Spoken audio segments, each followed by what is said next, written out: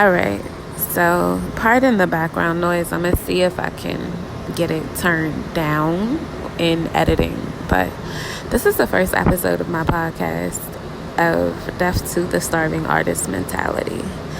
So I have both some good news and some bad news. I'm going to start with the bad news first. Bad news is that tech job that I was clinging so tightly to has let me go. And that's really hard for me to say. I mean, I have multiple sources of income, but the tech job was my full-time. I believe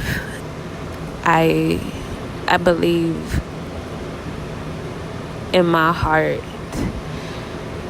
that when you release one thing, the universe will give you something 10 times better. So I'm going to continue on my journey to having a full-time creative job as a graphic designer. I'm not sure what my next steps are, as in looking for full-time, but I'm clinging on to tech instead of trying to be a creative tech professional, if that makes sense. But I'm trying to release this starving artist mentality where it's just like, I want to get up in the morning, make art all day, every day, and that's it. The one thing that you have to get rid of when it comes to the starving artist mentality is you have to put the income before the art.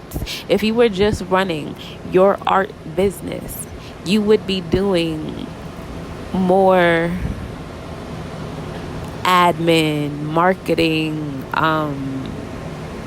teaching, consulting, whatever, more than you'll actually be sitting down doing your own art.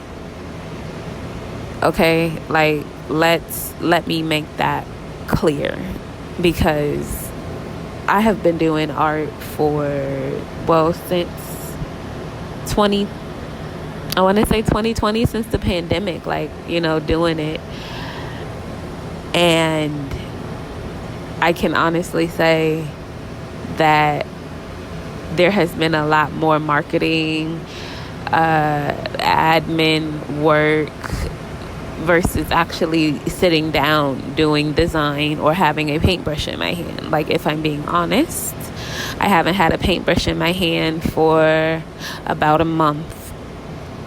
And I'm just being completely honest. If you want to rid yourself of this toxic way of thinking, which is the starving artist mentality, is you have to put the income before the art. Income producing activities. Now, you can have your morning routine where you get up, before everybody. I have a partner, I have my kid, so I get up before everybody and I do my meditations. This was because the tech job was like a night job. So I do my meditations and I journal. I make some art, whether it's, recording this podcast, which I'm doing during my morning routine, or actually sitting out, on the balcony painting, or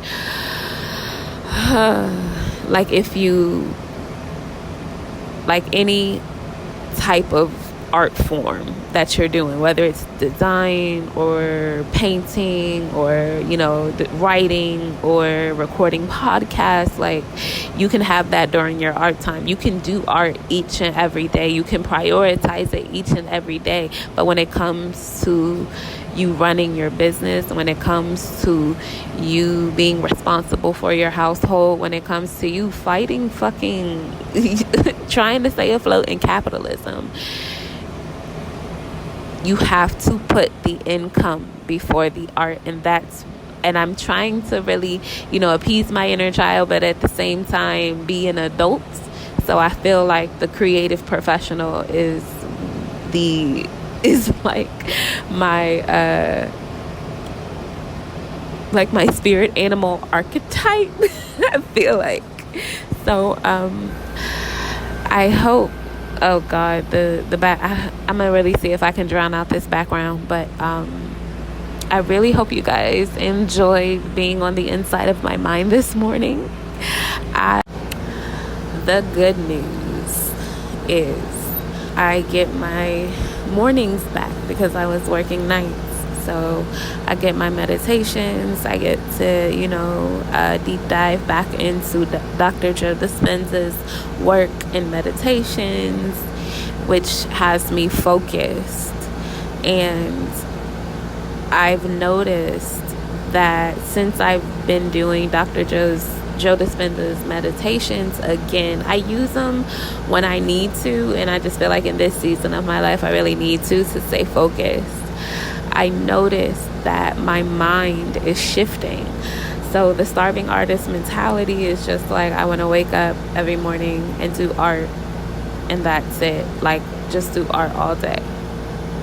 But the shift of that mindset is you're putting income before the arts. And I know that sounds loopy again, but I was searching on Audible's podcast, and I was looking for like an artsy type podcast, talking about fine art or talking about, how to refine your art type shit. And I came across the podcast called The Future. Now, The Future is by this guy. I do not remember his name, but he knows his shit about design.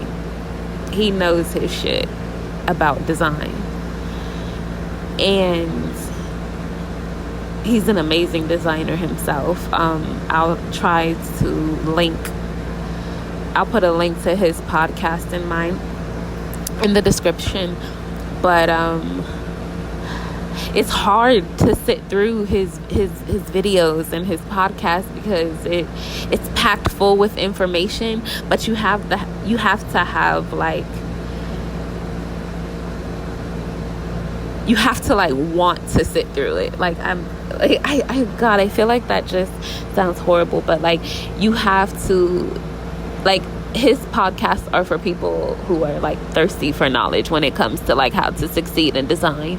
And I'm like desperate, like trying to figure, not even desperate, let me not say that, but I am very much intrigued by anything design. But when it comes to like the business side of it,